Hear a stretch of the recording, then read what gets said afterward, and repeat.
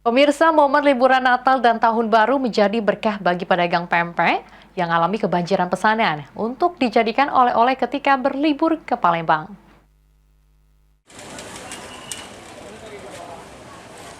Kota Palembang menjadi salah satu kota yang memiliki keberagaman kuliner berbahan dasar ikan. Salah satunya berbagai jenis olahan pempek yang dapat memanjakan lidah penggemarnya. Tak heran jika pada momen libur Natal dan Tahun Baru, pedagang pempek di Kota Palembang dibanjiri pesanan untuk dijadikan oleh-oleh khas Kota Palembang. Yolanda, salah satu pedagang di sentre Kampung Pempek Pasar 26 Ilir mengatakan, di hari biasa tokonya bisa memproduksi 70 kg pempek. Namun selama libur Natal dan Tahun Baru, produksi pempek bisa mencapai 100 hingga 150 kg per hari, dengan omset meningkat hingga 70%.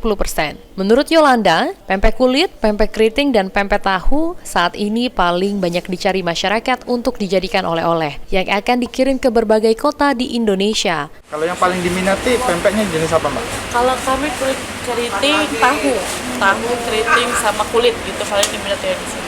Karena kan memang rasanya itu beda. Kalau untuk liburan gini, Mbak, omsetnya naik berapa persen? Naik. Sementara itu, salah satu pengunjung, Muhammad Jamil, mengatakan dirinya bersama keluarga sengaja mampir ke Kota Palembang membeli pempek untuk dijadikan oleh-oleh ke Pekanbaru.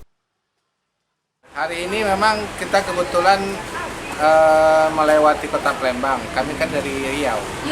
Riau ke Jakarta kemarin.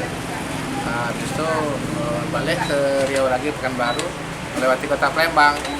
Nah, karena Kota Palembang itu terkenal dengan makanan khas pempeknya, maka keluarga tadi ini ada istri, ini ada adik.